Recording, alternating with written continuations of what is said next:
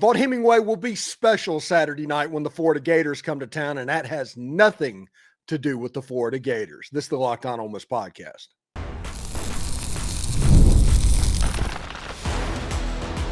You are Locked On Ole Miss, your daily podcast on the Ole Miss Rebels. Part of the Locked On Podcast Network, your team every day.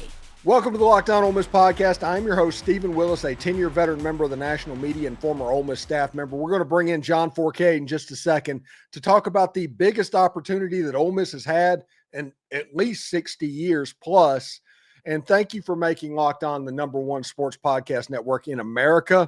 Thank you for making us your first listen every day. And please give us a like, subscribe, and comment on your way out. And please check out a second listen on the network. Nearly every college and pro team is available. Today's episode is brought to you by FanDuel. Right now, new customers can bet just $5. And if your bet wins, you'll get $300 in bonus bets to use across the app. Download that app today. All right, John, one thing's interesting. This has a chance to be an absolutely nuts atmosphere at Vaught-Hemingway, which leads to the question, when you played at Ole Miss, what was the atmosphere that you remember most at home? Well, it's kind of hard when you only have 41,000 fans compared to 74,000. So when we had the home game, I mean, we played Georgia at home. We played, other than that, that's the biggest. LSU wasn't there at home. Mississippi State wasn't there at home. Auburn, I didn't get to play. I didn't even get to play against Auburn, but Kentucky was there, Vanderbilt was there. That was nothing. So the Georgia Bulldogs with Herschel Walker was the biggest, show in town for us when we played them there at home. But like I said, when you go to play in Jackson, you got the State, the Tennessee, you had, the Alabamas, and all the big boys who played in Jackson. But on campus, we just didn't have the place to house people, nor did we have the size of the stadium compared to going to Jackson. But any SEC team, I would say, because, watching Herschel and Buck Bellew and Lindsey Scott, and, they ended up winning the national championship that year we played them. So, I would have to say the Georgia Bulldogs. And does it make you a little bit jealous to know what's coming Saturday night? Wishing you could just suit up one more time and get out there and do that? Look, I was in the stands a couple of weeks ago, and when they played the South Carolina game, and just sitting in the stands, I was like, man, can I relive this and get out there and do the things that they're doing now and go through all that excitement and the energy and the vibes. It's changed so much. And it's just not Ole Miss. I mean, I've been to an LSU night game when they played Ole Miss, and oh my God, they flicking off the lights and they putting music and doing things. So the atmosphere for home games is nothing like being on campus than going to a road home game. Yeah, winning this football game, and like I said, it doesn't matter that it's Florida. It doesn't matter. It could be the Citadel this weekend. And the fact that if Ole Miss wins the game, they're likely in the playoffs. Everything's there in front. It's senior night. It's a night game. And then you add the spiciness of the social media brigade saying they're coming after Lane Kiffin, and all of that's been in the news. And this atmosphere has a chance to be one of the few cauldrons that we have seen in Vaught-Hemingway Stadium. The Georgia game a year ago was like that. There's been a couple of LSU games like that. And of course, like the 2014 Mississippi State game was a crazy atmosphere. Where do you think this game will rank as far as the atmosphere in the stands? Well, there's no doubt it'll have to be in the top three. Definitely could be number one because of the circumstances you're dealing with here. A possibility going 10-1 after this game if they win this game, 10-1. You don't have to really figure it. When I say you don't have to, you got to figure they're going to be in the playoffs. I really think that they'll take care of business the next two games because it's a situation where what's at stake after this game. I mean, there's no doubt. You got to go on the road to Starkville, but this game will be the stepping stone to get to that situation. And I think they're focused. Lane's going to have them focused. It's a situation where the only thing that's going to be tough after this game is the fact Mississippi State needs to win one of the next two to be bowl eligible. They're sitting at 5-5, and I don't think they're going to beat Missouri. And then they play the Rebels at home. So with the Florida team coming in, and what happened last year at Gainesville, which the better team didn't win that football game, I could definitely see this is going to be the top, if not the top, one of the top three ever home games to ever be played there. I was there when LSU came in, when Eli, when Ole Miss had a chance to win that game and win the conference and go to the SEC championship game. Didn't pan out. I don't know. I don't think they got a shot. And Steve, to be honest with you, Alabama, they don't need Alabama to lose or somebody like that. They need to sit where they're at. Don't go play the SEC championship. Who cares about that?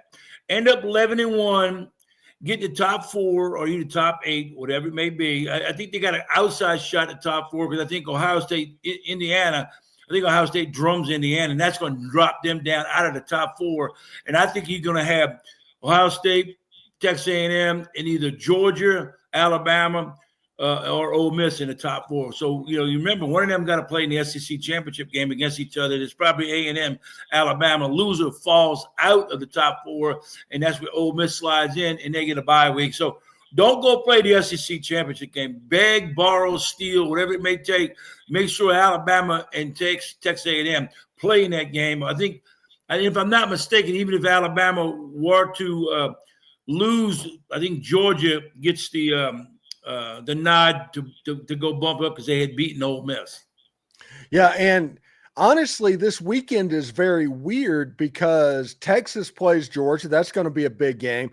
Oklahoma plays Alabama. Yep. Oklahoma beat Alabama a year ago, and Alabama, for whatever reason, historically has struggled with Oklahoma. It's one of the most bizarre things out there. But those type results, everybody that says, hey, 10-2 is not going to get you in the playoffs, looking at the record right now, and it's like there's still a month worth of teams to take losses. So it's not as simple as that. I think it'll be interesting. Ole Miss just needs to take care of business on Saturday night, 10-1 going to Starkville, and then we'll let the chips fall where they may.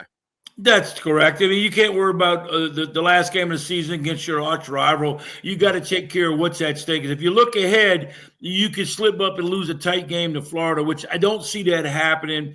I think Lane has them, the coaching staff has the players ready and understanding what's at stake. It's never been done since the 60s or whatever it may back in that time period of getting into a situation of winning national championships, or even this time it's playing for a playoff bid. And 10-2, let me just say, they're not going to keep out 10-2 SEC teams. I'm telling you right now, if you got 3 teams in the SEC that are 10-2, 3 of those teams or 4 of those teams, whatever, you have 1 team lost and the other 3 could be 2 losses. They're going to get into this college playoff because there's a issue with the ACC. They shouldn't even get a team in unless it's Georgia Tech. Other than that, nobody else should be in it. And then you're going to have 1 team needs to come out of the Big Ten because I think Texas Tech will play BYU in a rematch, and one of those will get in. So that's the only one. But this at-large, group of 5 guys, I'm sorry. If you're not in the top 12 and you're a group of 5, you don't get in the playoff. You better have if you got a 1-loss or 2-loss team that's a group of 5 over a 2-loss team that's playing from the SEC and they're not in it, there's something wrong. They're going to have to can that because right now the top 12 teams in the country need to play in the playoffs. Yeah, and when we come back, we're going to talk to the legend John Fourcade about why this season is starting to look a little bit like 2008. So stick around for that. I do want to let you know the holiday season is right around the corner, and that means it's time to get your home ready. Whether you need more seating for guests, cozy new linens, or a fun serveware for holiday hosting, Wayfair's Black Friday sale is here to help you make your space shine. And the best part, you don't even have to wait. Wayfair's Black Friday deals are happening all month long with up to 70% off everything from sofas to spatulas. I could not believe how fast everything shipped as well, just in time for the holidays. Browsing through their sites, it's easy to find pieces that actually fit your style. Nothing generic, just quality designs that feel personal. If you've ever hosted a family for the holidays, you know how much difference a few new touches can make, so Wayfair makes all of that easy. So don't miss out on early Black Friday deals. Head to wayfair.com now to shop Wayfair's Black Friday sale up to 70% off. That's WAYFAIR.com. Sale ends December 7th. Do us a favor, like, subscribe, and comment on the video. Subscribe to the podcast on whichever audio podcast you're listening to this on, and give it a 5-star review. It costs absolutely nothing, but helps keep all of this free. And Locked On is getting ready to change the game again in just a few short weeks, all in the name of having fun following your team. It's coming in December. More information as it becomes available. And thank you for making Locked On Ole Miss your first listen of the day. And thank you for making Locked On the #1 sports podcast network in America that will not be forgotten or taken lightly. So, John, one thing that is interesting, I think this looks a lot like 2008. What I mean by that is the way the Ole Miss football team closed out the 2008 season. They started clicking. That was the big win in Tiger Stadium against LSU that period of time, and they just absolutely drubbed Mississippi State. I think there's a chance that Ole Miss comes out against Florida and they just roll, and you end up winning that game by 3 or 4 touchdowns. I can see that. If it was a better coach, better football, Florida's got the athletes, but they quit weeks ago when they fired their coach. And like I said, I'm not a big fan of Lagway. It never was. I don't know why these scouts and people look at that like, what are y'all looking at? It's the same thing they said of Anthony Richardson. What were y'all looking at? So I think this is ideal for Ole Miss to go in there and take care of business. Ole Miss has got the better team, the better coaching staff, the better quarterback. I mean, what more do they have to show people that they're going to go and take care of Florida Gators? And they got that game from last year where, all they had to do is beat Florida and they're in. And it's bad. So then when this game's over and done with, it's a short week. No, excuse me. I'm going to take that back. It's still, you got another game before you play Mississippi State.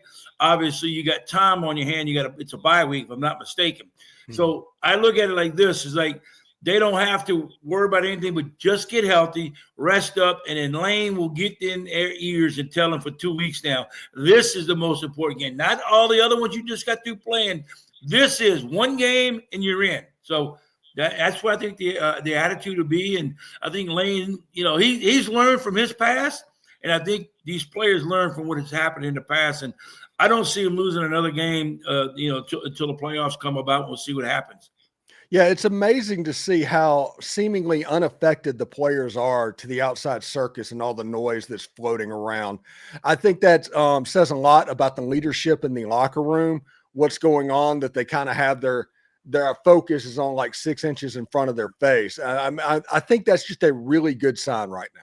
Well, you see it in the players as they play the game. You see them on the side, and they're having fun. And that's the main thing about it. You're supposed to have fun when you're playing a sporting event. Mm-hmm. It's great. You want to win it, but you don't want to go out there with your shoulders slumped over and thinking this might be the last of the last. No, they go out there and they're excited. I was on the sideline 2 weeks ago, and I could see it in their pep, I guess, on the pregame when they're up on the sideline and running around and having fun. That's great. But when the game starts, Stephen, it's business. And that's what Lane has taught them. It's business. They like Lane because they play like Coach Lane coaches, if you know what I'm saying. They play with fun. Lane coaches with fun. He's not making dumb mistakes. Now, he's one or two every couple of weeks. He might do something crazy, but it's not like last year when it was 1 or 2 a game. So this is a situation where they're respecting him, and I think he's respecting what he has as players. Let the coaches coach, let the players play, and that's why you're seeing the results you're getting. And one thing, Ole Miss is known for being extremely hospitable to visiting fans. Come to the Grove, the whole thing. They take care of you. Welcome to Oxford. Hope you have a good time. All of that stuff. That doesn't feel like that's going to be a thing this weekend. No, they might have the police tape around there. Either 1 or 2 things: don't come in, or if you come in, there's dead bodies in here. So the Grove will be, definitely strapped off for visitors, and they don't care. They treat people as friendly as you can be. You're right. I got LSU guys and friends that come there all the time, and they're well taken care of. And that's what it should be. It's pregame. You're having fun. You're doing all that hoopla. And, it's not the players doing it. It's just the fans. And it's a short walk to the stadium. So they're there for a reason. They're there before the game to have fun, get rolling. If they can bring it over to the game and stay throughout the whole, I think you'll see this game, they will stay to the very end. Because why? It's the last home game. It's Florida who took care of them last year. So now they want to get revenge factor. They will stay to the very end. And then that's going to be the big key is bring this all to the end. Senior night, pretty much got a chance. I say it now. They win this game, they wrapped up a top 12 seed to get in the playoffs. Yeah, it'll be interesting. And the good news is, I guess, it's going to be in the low 50s at that night during the game time. And anytime a team from Florida is coming up, and the reason I say that is I live right outside of Tampa Bay, and right now it's going to be a nice cold snap at the beginning of this week to where it's going to get down into the 40s and 50s. And I'm sitting here thinking like day after tomorrow Eskimo stuff. It's like, oh my goodness. So I imagine they're the same way.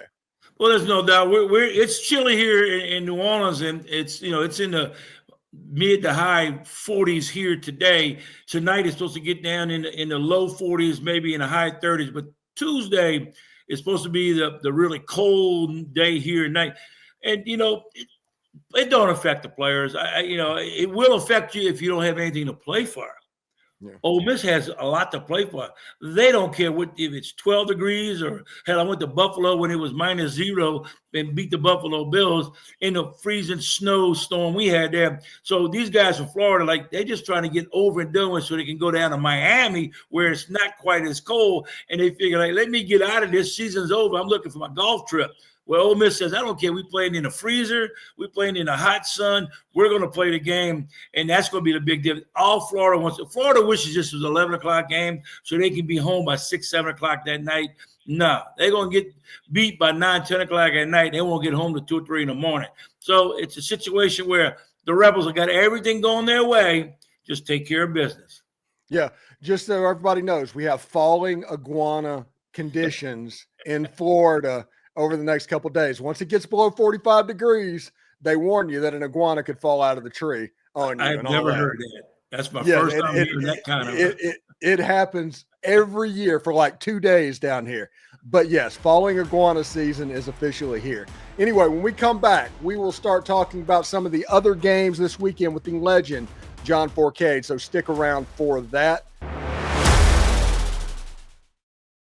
But you know what? The NBA is back, and there's no better place to get in on the action than with FanDuel. It's the official sports betting partner of the NBA. Even if you miss the start of the game or you want to ride the hot hand, FanDuel has live bets on everything from who will score next to fourth quarter comebacks. Plus, you can even combine your live bets into a same-game parlay for a shot at a bigger payout. It helps keep every game exciting, especially when your team is making a late push. Right now, FanDuel is giving new customers $300 in bonus bets when that first $5 bet wins. So head on over to FanDuel.com to sign up today and play your game with FanDuel, the official sports betting partner of the NBA. All right, John. So we got some interesting games this weekend when you look at the lines that are out there. The game that really has me the most interested is the 2:30 game on ABC. That's Oklahoma at Alabama. I mentioned a little bit earlier in the show that Alabama traditionally has struggled with Oklahoma for whatever reason. Oklahoma beat them a year ago and pretty much did what Florida did to Ole Miss, keeping them out of the playoff. I think that game has a chance to get weird because Alabama can't run the football and Oklahoma's defensive line can get after the quarterback. Well, the good thing for Alabama is they play at home. Oklahoma is not I can't say they're not a great team, but they are a great team enough that they can win football games. I just don't know if they can go to Alabama. Alabama knows what's at stake. It's sort of like that game that Florida and Ole Miss will play this weekend. Florida won last year. Ole Miss is ticked. Alabama lost last year. They're at home. They're ticked. Florida's at home. Florida's playing Ole Miss at Ole Miss. Oklahoma has to go to Alabama. I like Alabama to win this game. It's going to be a close football game.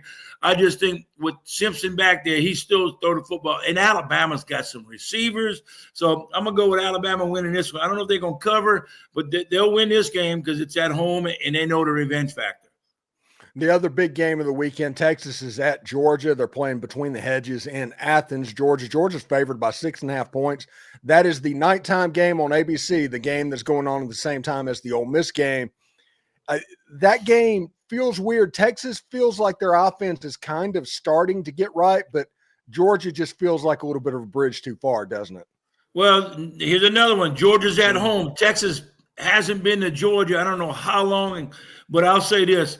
Arch Manning has played well a little bit lately, but he's going into Georgia. It's tough to play at Georgia. Georgia's defense is playing really good football lately. The offense is starting to come around and do some things. I like Georgia at home. I just don't think Texas's offense can handle Georgia's defense, and Georgia's defense should be able to put a stop to Arch Manning. I like the Georgia Bulldogs, and look, they probably could cover that 6.5. Yeah, and this is a weird game. I promise I'm not taking crazy pills, but Tennessee Tech at Kentucky. And the reason I'm bringing this up is that when Kentucky wins this game, they will be 5-5 on the season, which means they either need to beat Vanderbilt or they need to beat Louisville. If they can get one of those games, Kentucky's going bowling, and that didn't even seem like an option a couple weeks ago. Well, that might save Stoops' job if they do go to a bowl game. And but are they happy in administration with Kentucky winning 6 games and going to a bowl and the tortillas, taco bowl or whatever, bowl that don't matter. But with all that being said, I think Kentucky takes care of business. The game that I'm interested in seeing and really is the 2 other ones you got. You got Arkansas at LSU's 5.5. LSU's at home. Probably Nussmeier won't get the starting job, but I think LSU takes care of Arkansas. Arkansas is just in disarray. And Mississippi State's got to win one of the last 2 to get a bowl eligible, and they go to Missouri. Missouri has got a real good defense. They run the ball really well, and they got a young quarterback who's not bad, but he's still a freshman. I like Missouri winning that one big. Yeah, if Missouri doesn't turn the ball over, they're going to win that game because Mississippi State has trouble stopping the run, and Missouri can really run the football. It's a big weakness. And it's interesting, South Carolina at Texas A&M. A&M's favored by 17.5 points. It just kind of feels like this is a bad matchup between Lenore Sellers and Texas A&M's pass defense is pretty good. Yeah, but that 17.5 points is tough being in the SEC, but I think the South Carolina group is pretty much after what Ole Miss did to them this past week in the second half. I don't see them going in there, and you know what? A&M can really blow them out of the water. That's probably will happen, but Sellers hasn't played well all year long. I love this A&M team. They're for real. I wasn't sure, but I got to see them play a full game last week against Missouri, and boy, they were dominating. It's LSU, I keep saying LSU, but the SEC has so many teams. I just went over it, and I'm like, wow, they're going to get 10 teams in the bowl, maybe 11. I mean, who knows? But they got a strong chance of putting 5 teams out of 12 in the playoffs if the commissioner and the league really want the best 12 teams in college football to play it. Don't underestimate that A&M team. Don't underestimate Alabama, Georgia, Ole Miss. And then, if you want to throw Texas in there, great. But it's just a good year right now being in the SEC. Yeah, and when you look at it, you have to figure Texas has A&M and Georgia at Georgia on their schedule, so they're probably going to lose and get eliminated. You have Oklahoma playing at Alabama. Now, if they can get Alabama, they're probably going to make it. This week's probably a playoff elimination game for them, but likely they're going to go out as well. And then just sitting in the weeds over there is the Vanderbilt Commodores, who all they have to do is get a win at Neyland Stadium, and they're likely going to end up 10-2. I don't see them beating Tennessee at Tennessee. They lucked out and won last week when I didn't think they were going to win the game, and they pulled it out. I don't know. They're using, the crystal ball, magic cards, or whatever the heck they're using to win lately. I'm really, to be honest with you, I'm tired of hearing about this quarterback for Vandy. It's all mouth and all talking great and running around doing all that. That's fantastic. But, they're not going to no doggone playoff. I guarantee you, they will not be in the playoffs. They're not going to be in the SEC championship game. They're going to go to a nice bowl game. Let's just hope it ain't the Music City Bowl because then, it's right there in Nashville. They want to get out of that'd be embarrassing if you. No, they'll play in your sunny state come January. Yeah, that's a big deal for Vandy. That's a big deal for Vandy. I would love to see them in that, but I don't see them beating Tennessee in Tennessee. I just think Tennessee's a better squad. Yeah, the problem that Vandy has, and the reason we're kind of tongue-in-cheek talking about it, is teams that can match up on the outside that has athletes. Mm-hmm. They don't have the athletes to match up with them, and kind of the answer key has been put out for other teams to do that. Tennessee attacks on the edges, which means they're going to score, and they're going to score quickly against those guys. That's the reason we're doing that. Missouri's eliminated. Basically, the four teams that are the leaders, that's A&M, Alabama, Georgia, and Ole Miss. And then maybe like Texas. Yeah. Maybe another team could squeeze in. The only way another team could squeeze in would be, you'd have to have an upset by either Texas or Oklahoma. And if that's the case, then, a 2-loss Alabama would have to play in the championship game and to be the only loss in the SEC, go to the championship game, beat A&M and figure like, okay, well, we got a bunch of SEC teams with 2 losses. And, the most they'll get in is 5, but I see 4. Yeah, and listen, I'm just going to throw out a hypothetical right now and tick off all of the Alabama fans that might be watching this video. But let's say Alabama loses to Oklahoma this weekend. Right. How weird does that Iron Bowl become? Oh, yeah, but it's at Auburn. It's at Auburn. Interim coach. They got the athletes, but then I think that's a strong case because then Alabama's going to be tight, really mad, down in the dumps. They got to win, and upsets happen, and that's the only scenario Alabama don't want is to lose at Oklahoma and have to go play Auburn. And Auburn's got nothing to play for. Why not? They took it to Vandy, should have beaten Vandy. It didn't happen. But hey, I'm glad I'm not at Alabama and I'm an Ole Miss guy. So that's all. I don't worry about them. If you win, you win. You lose. As long as I see the Rebels in that playoff. Yes. What do you got going on this weekend, John?